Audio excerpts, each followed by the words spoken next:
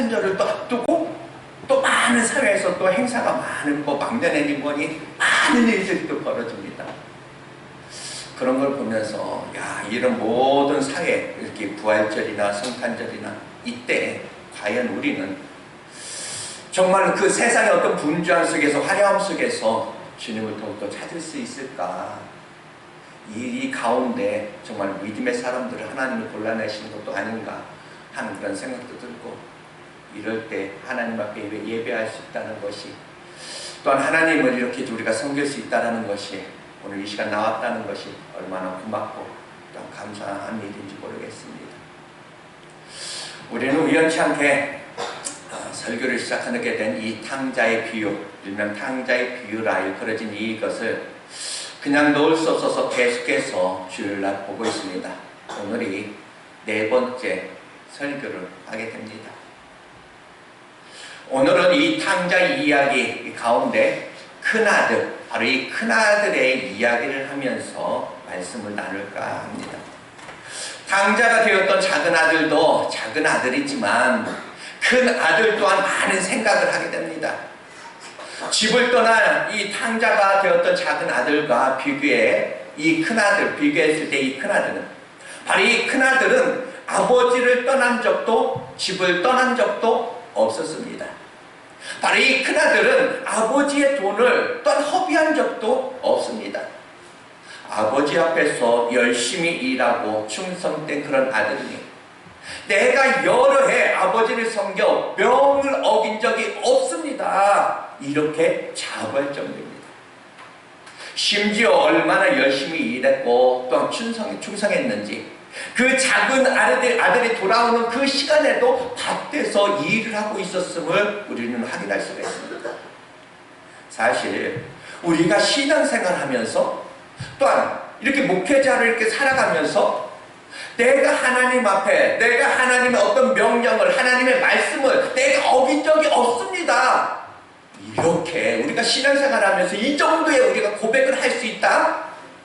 쉽지 않은 이야기입니다. 그런데 오늘 이 큰아들은 그렇게 고백했습니다. 우리 모두는 아마도 이 큰아들 같은 경우에 우리는 아마 매력을 느낄 수가 있습니다. 말썽 많은 작은 아들보다, 집을 찢어나가서 당황하는 아들보다, 자기 맡은 일에 성실히 정말 충성을 다하고 감당하는 그 큰아들, 교회 안에서도 아마 이 작은 아들과 같은 경우의 신앙생활보다는 큰 아들의 어떤 모습으로 이 신앙생활하는 그 모습이 보기에도 아마 좋아 보이지 않을까 생각됩니다. 그런데 이상한 것은 오늘 이 탕자의 비유를 자세히 묵상하다 보면 이 큰아들 역시 또 하나의 탕자로 읽어지고 보여진다라는 안타까움입니다. 집을 떠나 아버지를 떠났던 이 작은 아들만이 아니라 바로 일명 탕자 아닌 탕자, 집을 떠난 적도 없는데 큰아들도 탕자라 보여지는 안타까움. 집을 떠나서, 아버지를 떠나서 탕자가 아니라 집 안에 있는데 탕자라는 것입니다. 충성을 안 해서가 아니라 충성을 다 했는데 그를 가리켜 탕자라 이렇게 말합니다. 우리는 탕자의 비유를 묵상하는 가운데 충격을 받게 됩니다. 일명 초대받지 못한 아들, 아버지를 떠나 탕자가 되었던 이 작은 아들이 집으로 돌아왔습니다. 많은 것을 내려놓고 작은 아들은 돌아왔습니다. 아버지, 내가 하늘과 아버지께 내가 죄를 지었사오니 이제부터는 아버지의 아들이라 일컬음을 감당하지 못하겠나이다. 나를 품꾼의 하나로 써주소서. 아버지, 나 이제는 아들이 아니어도 좋아요. 아버지와 함께만 해주세요. 그러면 품꾼이어도, 내가 그냥 섬기는 자여도 그 무엇도 나는 상관없습니다. 오직 아버지와 함께만 거하게 해주세요. 모든 것을 내려놓고 이렇게 돌아옵니다. 많은 것을 내려놓고 돌아온 이 아들을 맞이하는 아버지는 책망하지 않고 부끄러워하지도 않고 그를 품에 안아줍니다. 얼마나 좋았는지 돌아온 이 아들의 아들을 인하여서 온 마을 사람들을 불러서 살찐 송아지를 잡고 잔치를 합니다. 그 아들을 향한 아버지의 표현, 누가복음 15장 24절에 이렇게 말합니다. 내 아들은 죽었다가 다시 살아난 아들이요 내가 잃었다가 다시 얻은 아들이다. 함께 우리 즐거워합시다. 잔치를 하는 것입니다. 그냥 잔치가 아닙니다. 아버지는 온 마을 사람들 앞에서 초대받지 않은 그런 초대받은 그 많은 이웃들 앞에서 가락지를 띄우고 옷을 갈아입히고 그 다음에 새로운 신발을 다시 한번 신기시고 이렇게 외칩니다. 이 내 아들은 내가 잃었다가 다시 얻은 아들. 이 아들은 죽었다가 다시 산 아들. 내게 소중한 아들입니다. 혹시 이 아들과의 어떤 과거를 바라면서 멸시하지 마시기 바랍니다. 아버지 앞에서 있는 순간 과거도 문제가 되지 않았습니다. 그의 허물도 문제가 되지 않았습니다. 돌아온 아들로 인하여 잔치는 온 마을의 기쁨이었고 행복이었으니 이것이고 천국 잔치입니다. 그런데 이 잔치에 이상한 것 하나가 있습니다. 이상한 정도가 아니라 좀 전에 표현했던 대로 어쩌면 충격입니다. 충격. 이 잔치에 큰 아들이 보이지 않는다는 것이 충격입니다. 일명 초대받지 못한 아들입니다. 아버지의 잔치에 이웃도 벗들도 많은 사람들이 초대되었는데 정작 밭에서 일을 하고 있는 이 큰아들은 보이지 않는다라는 사실입니다. 상식적으로 우리가 누군가의 아버지라면 탕자가 돌아왔을 때, 막내 아들이 돌아왔을 때 상식적으로 제일 먼저 누구를 불러야 될까? 누구를 찾아야 될까? 바로 이 큰아들을 불러야 되지 않겠습니까? 식구인데, 형제인데 잔치에 대하여 이 큰아들과 또한 의논하지 않았을까요? 그러나 오늘 이 아버지는 큰아들을 이 잔치에 부르지 않았으니 분명한 것은 과연 아버지는 실수가 없다, 실수가 없는 분이다 라고 한다면 어쩌면 조금은 의도적이라면 도대체 무엇이 과연 문제였을까라는 이야기입니다. 그 맏아들에 대해서 내가 열의 아버지를 섬겨 내가 명을 내가 어긴 적이 없습니다. 중성된 그 아들, 동생이 돌아왔을 때 밭에서 일을 하고 있던 그 아들, 왜 그 아버지는 그 큰아들을 이 잔치에 초대하지 않았을까? 여기서 우리는 깜짝 놀라는 경우 충격입니다. 내가 목사인데, 내가 장로인데, 내가 권사인데 이 아버지의 잔치 자리에, 이 천국 잔치에 없을 수도 있다. 죄송하지만 이것은 성경의 경고입니다. 그나들처럼 아무리 내가 충성했어도 잔치 자리에 없을 수도 있다라는 것이 충격입니다. 우리가 아무리 교리적으로 예수를 한번 내가 영접하면 영원히 내가 구원받아. 이 영원한 어떤 은혜가 있어. 나는 아버지를 난 떠난 적도 없어. 내가 무엇이라고 내가 포장을 해도 성경은 곳곳에서 상과 두렵고 떨림으로 우리의 믿음이어야 할 그 이유를 강조하고 있다라는 이야기입니다. 초대받지 못한 큰 아들 모습에서 깨달아 읽어지는 것이 무엇입니까? 먼저는 믿음이 믿음 아닐 수 있다라는 사실입니다. 나는 교회를 다니는 사람이고, 나는 예배를 빠진 적이 없는 사람이고, 나는 봉사를 한 사람이기에 내 믿음은 믿음이라고 이제까지 여기고 살아왔는데 정작 주님 앞에서는 이 믿음이 아닐 수도 있다라는 사실입니다. 자기 자신이 믿음이 이제까지는 내가 믿음인 줄 알았는데, 나는 이제까지 건강한 줄 알았는데 의사 선생님 앞에 소문이 아닌 것처럼 내 믿음이 믿음인 줄 알았는데 그만 주님 앞에 서는 순간 아닌 것입니다. 아, 믿음이 믿음 아닐 수 있구나. 주님 앞에서 우리가 신앙생활을 삼가 두렵고 떨림으로 잘 해야 되는 이유가 뭘까?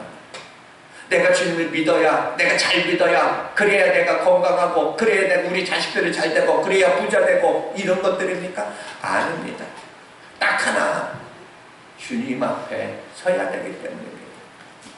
주님 앞에 서는 순간 우리 자신은 더 이상 숨길 것이 없이 다 밝히 드러나게 되어 있다.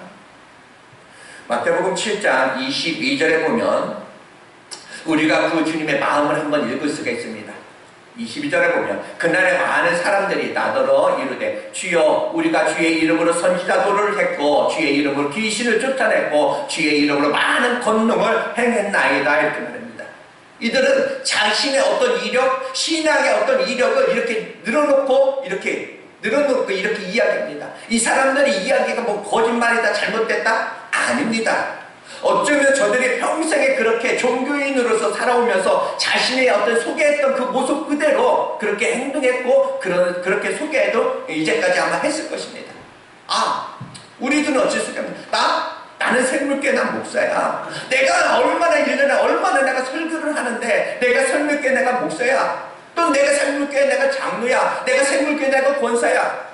이렇게 말하는 사람들, 이렇게 말할 때 세상 사람들은 그냥 와 그러세요? 아 그냥 그 좋은 게 그냥 목사님? 아 그 좋은 게 장로님이세요? 와 이렇게 할 수도 있습니다. 지금까지 사람들이 그랬다는 이야기입니다. 그래서 주님 앞에도 그렇게 그것이 통할 줄만 알고 그렇게 말했습니다. 내가 주의 이름으로 내가 귀신도 내가 쫓아냈습니다. 권능도 내가 많이 했습니다. 그런데 주님은 사람들과 달랐습니다. 뭐라고 말합니까? 불법을 행하는 자들아 내게서 떠나가라 이렇게 말합니다. 왜 그랬을까요? 사무엘상 16장에 보면 사람은 외모를 보거니와 나 여호와는 중심을 보느라 그런 말합니다. 사람은 보이는 것만 보지만 하나님은 보이지 않는 것까지 보시는 분이시다. 사람이 신앙생활하면서 그저 어쩜 목사 앞에서 사람 그냥 앞에서라면 우리는 사실 얼마든지 그냥 가꾸고 꾸밀 수 있다는 이야기입니다. 뭐 사람들은 보이는 것만 보니까 그냥 나 자신도 목사로 살아가지만 그냥 우리 여러분 성도들에게 그냥 목사인 것처럼 어떤 그냥 화장을 하고 내가 옷을 꾸미고 이렇게 하는데 저도 제법 길들여졌습니다. 살아보니까 그냥 많은 사람들 앞에서 그냥 어떤 목사님들 그 세계 앞에서 아 좋은 목사로 이렇게 얼마든지 사람 마음만 먹으면 꾸밀 수는 있습니다. 그러나 오늘 이 큰 아들의 이 믿음이 아닐 수 있다라는 이 사실에 한번 충격입니다. 또 하나는 역시 충성도 충성이 아닐 수 있다라는 이야기입니다. 내가 여러 해 아버지를 내가 섬겨 명을 내가 어긴 적이 없고 목소리를 내가 높였지만 그는 평소에 충성이었을지는 몰라도 마음에 들지 않는 사람, 마음에 들지 않는 어떤 환경, 이 작은 아들이 이 탕자가 되어 돌아올 때 그 현장에서 이 큰아들은 자신의 어떤 밑바닥을 드러내기 시작합니다. 그러니까 지금까지 큰아들의 충성은 충성이 아니었던 것이 과연 무엇입니까? 아버지 생각이 내 생각과 동의되었을 때 충성입니다. 작은 아들 돌아오는 이 작은 아들 앞에서 이 아들을 품어주겠다라고 말하는 그 아버지, 용서해주겠다는 그 아버지 앞에서 용서할 수 없다라는 것입니다. 품어줄 수 없다 이렇게 말합니다. 큰아들은 아버지의 삶을 자기와 함께 탕진하여 버리고 이 아들이 돌아오면 어떻게 이 아들을 그렇게 어떻게 용서할 수 있습니까? 이때 아버지는 무엇입니까? 아니다 아들아, 네 동생은 죽었다가 다시 살아났고 잃었다가 내가 다시 얻은 아들이다. 큰아들은 안 된다고 합니다. 끝까지 안 됩니다. 아버지 자기 생각을 가지고 아버지를 이깁니다. 보시죠. 진짜 충성이면 아버지가 받아주면 받아주어야 되는 게 충성 아닐까? 내 생각과 좀 다르지만 진짜 충성은 아버지가 용서하겠다라고 하면 함께 용서해 주는 것이 아닐까라는 얘기입니다. 보십시오. 종종 사람들은 충성한다고 말할 때 내 생각과 맞고 내 마음에 맞는 그런 사람들이 어우러질 때 우리는 충성을 합니다. 그런데 조금만 내 생각과 다르면, 내 마음과 맞지 않으면 우리는 여기서 자신의 밑바닥을 드러내게 된다. 참 신앙, 참 인격은 내 마음에 들지 않는 그런 사람 앞에서, 내 마음에 들지 않는 어떤 환경 앞에서의 표현되어지는 것이 아닐까라는 이야기입니다. 아버지는 그 아들을 알았습니다. 자기 생각, 자기 방식과 동의되지 않았을 때 충성한다는 것을. 결국은 이 큰 아들은 초대받지 못했습니다.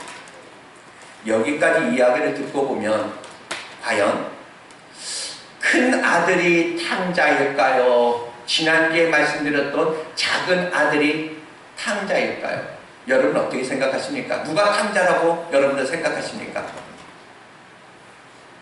마음속에 큰아들 작은아들 싸우지 마세요. 마음속으로 둘 다 탕자예요. 작은 아들은 몸이 떠난 탕자이고 큰아들은 마음이 떠난 탕자. 작은 아들은 작은 아들은 집 밖에 어떤 탕자라면 이 큰아들은 집 안에 탕자. 작은 아들은 교회 밖에 탕자라면 큰아들은 교회 안에 탕자.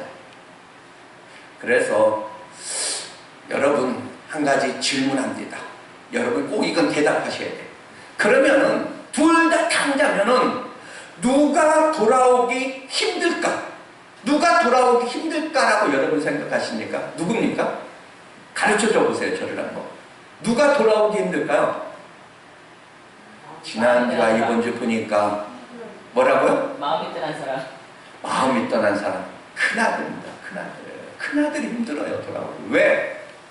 마음을 잃어버렸습니다. 한마디로 말해서 떠난 줄 몰라. 떠난 줄 모르니까. 왜? 내가 빠져본 적이 없거든. 빠진 일이 없거든. 나 봉사 쉬어본 적이 없습니다. 내가 언제 떠났는데, 내가 어떻게 내가 탕자야? 돌아오지 못합니다. 여러분, 우리가 주님 앞에서 분명한 것은 뭐냐? 분명한 자기 인식입니다. 자기 인식. 내가 아버지를 떠났구나. 이것을 해야, 내가 느껴야 아버지께 돌아옴을 느낄 수 있다는 겁니다. 이것을 인정해야 돼.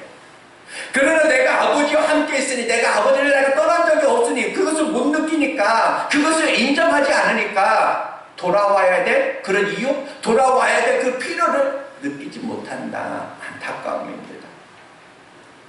여러분 보십시오. 탕자가 아무것도 안 했지만 은혜를 입어요. 그냥 말씀 부리고 왔는데 탕자는 은혜를 입었습니다. 그 시작이 어딥니까? 자기인식입니다. 자기인식.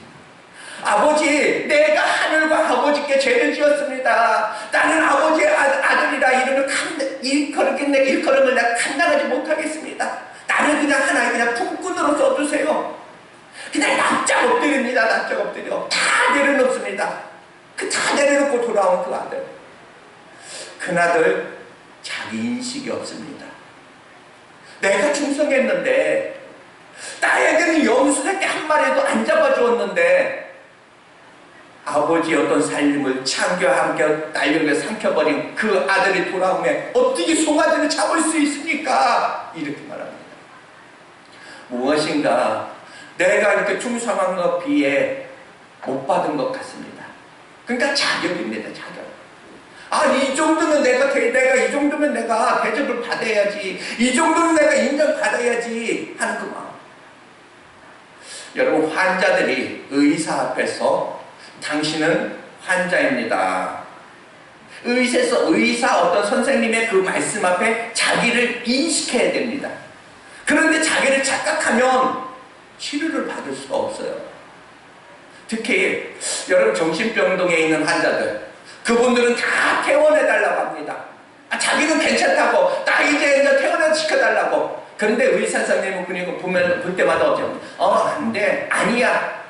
나를 퇴원시켜달라는 그 사람, 나는 멀쩡하다고 하는 그 정신병 그 환자들 앞에 고함을 지르고 또 난리를 피기도 하죠. 그래서 의사 선생님 하루는 저분이 진짜 퇴원할 때가 됐나? 한번 보려고 시험을 한번 해봤습니다. 어떻게 시험했냐? 자, 욕조에다 물을 다 담아주고 그 정신병 환자에게 바가지를 주고 또 하나 수저를 줍니다. 그리고 이물을 없애러 갑니다.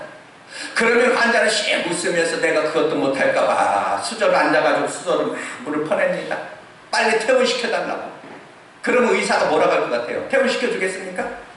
아니야. 너 다시 입원. 너를 아직까지 모르는구나.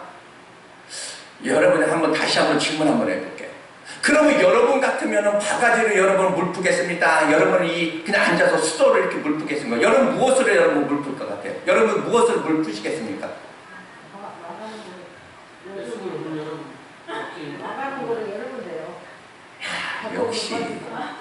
역시 우리 성도님들은 아직 정신이 똑똑해. 치매나 정신병원에 갈 일이 없어. 우리 성도님들은 갈 일이 없어. 아무것도 하지 않았는데 탕자가 은혜를 입을 수 있었던 그 이유 무엇일까? 이해가 아닙니다. 아무것도 하지 않았는데 은혜를 입습니다. 왜? 자기 인식입니다. 나 같은 것이. 그런데 이 형은 충성을 다했는데 자기를 높이면서 은혜가 은혜되지 못했습니다. 예수를 믿지 않아서, 기도하지 않아서? 아닙니다. 자기 어떤 공로, 자기 생각에 매이는 순간 우리는 그만 내가 기도해, 내가 이만큼 내가 기도했는데, 내가 이렇게 내가 이제까지 내가 충성했는데 과연 그럴까? 죽도록 충성했다 여겼던 이 큰아들, 동생이 돌아오는 그 시간에도 밭에서 일했던 이 큰아들은 그 잔치에 초대받지 못했다. 여기서 우리가 정리를 하나 해야 할 것은 이 문제점을, 그럼 이 문제점, 초대한 그 잔치 자리에 없던 것을, 이 문제점을 과연 아버지가 잘못했을까? 아버지에게서 찾느냐? 아니면 나에게서 찾는가? 입니다. 둘 중에 하나. 아버지는 실수가 없으신 분입니다. 그렇다면 아버지가 초대를 하지 않은 것은 초대하지 않은 것이 아니라 어쩌면 큰 아들이 정말 결과론적이지만 이야기지만 어떤 자격이 되지 않았을 수도 있다라는 이야기입니다. 여러분 아시죠? 아버지 되신 하나님은 하나는 은혜를 베푸십니다. 또한 사랑을 베푸십니다. 그렇지만 절대 원칙주의자라는 것을 여러분 아십니까? 마태복음 22장에 보면 잔치를 베푼 어떤 임금의 이야기가 나옵니다. 그 가운데 종들의 이야기. 잔치를 벌였는데 사람들을 초대하라. 이때 많은 사람들이 초대되었지만 잔치에 나는 갈 수 없다라고 이야기합니다. 나는 장가도 가야 되고 소도 사야 되고 밭에서 나는 일을 할 것이 너무 많아. 그래서 나 갈 수 없어. 이렇게 말합니다. 그 은혜를 누가 베풀었는데 안타까운 이 임금이 종들에게 다시 한번 이야기합니다. 그래? 그럼 자격이 있어서 그렇게 바쁜 사람들 말고 그럼 길거리에 나가서 방황하는 사람들, 눈먼 자들, 귀먹은 아들, 저는 사람들 다 그들을 초대해라. 이렇게 말합니다. 나가서 강권하여 저 잔치 자리에 많은 사람들을 초대하니 그 잔치 자리에 가득 채웠습니다. 그런데 여기에서 우리가 하나 알아야 될 것, 이들이 무조건적 그냥 아무나 와도 줬어. 아무나 이렇게 데려고 왔지만, 이렇게 한 것 같지만 보이지 않는 절대 원칙이 거기에도 하나가 있었다는 이야기입니다. 바로 이 임금 잔치에 초대된 그 사람들을 맞이하기 위해서 이 임금이 나갔는데 이 임금이 깜짝 놀랐던 사건이 하나 있습니다. 예복을 입지 않고 온 한 사람이 거기에 있었다는 이야기입니다. 이것은 사람이 보기에 알 수 있는 예복이 아닙니다. 임금만이 알 수 있는 그런 예복. 그 사람을 향하여 다가가 임금이 이렇게 말합니다. 마태복음 22장 12절에서 23절의 그 내용 보면, 친구여, 어찌하여 예복을 잊지 않고 여기 들어왔느냐, 이렇게 말합니다. 어찌 예복을 잊지 않고 여기 들어왔느냐 하니 그가 아무 말도 안 하거든, 이렇게 말합니다. 그가 아무 말도 안 했다는 것은 알았다는 이야기입니다. 내가 예복을 입지 않았다는 것을 알았다는 이야기입니다. 아무나 와도 족수하지만 거기에는 기준이 있었다. 예복을 입었느냐 입지 않았느냐. 다른 사람들은 다 입었습니다. 그것은 사람이 볼 수 있는 것이 아니었습니다. 오직 임금만이 볼 수 있는 그런 예법. 바로 지난주에 말했던 의의 세마포, 바로 예수 그리스도의 옷입니다. 바로 이 큰아들이 잔치에 참여하지 못했다? 아버지에게는 어떤 문제가 없다? 그렇다면 다시 이야기합니다. 결과론적 이야기이지만 그는 아버지를 떠난 적도 없고 열심히 봉사했지만 바로 그에게 문제가 있을 수도 있었다라는 사실입니다. 동생이 돌아오는 그 시간에 큰아들은 밭에서 일을 하고 있었다 했습니다. 그 돌아오는 모습을 누가 보고 오늘 15장 25절에서 26절은 이렇게 소개합니다. 맏아들은 밭에 있다가 돌아오는데 집에 가까이 오니 붕악과 춤추는 소리를 듣고 한 종을 불러 이 일이 무슨 일인가 이렇게 물었다라고 이야기합니다. 여러분 묻겠습니다. 잔치 소리가 들리는 것은 기쁨의 소리요 좋은 일입니다. 그런데 이 큰아들이 돌아오다 보니까 그 잔치 소리가 나는 것이 풍악 소리가 나는 것이 자기 집입니다. 자기 집. 여러분 같으면 여러분이면 내 집에서 만약에 잔치가 벌어진다면 여러분 좋은 일입니까? 나쁜 일입니까? 얼마나 좋을까요? 여러분 같으면 어떻게 하시겠습니까?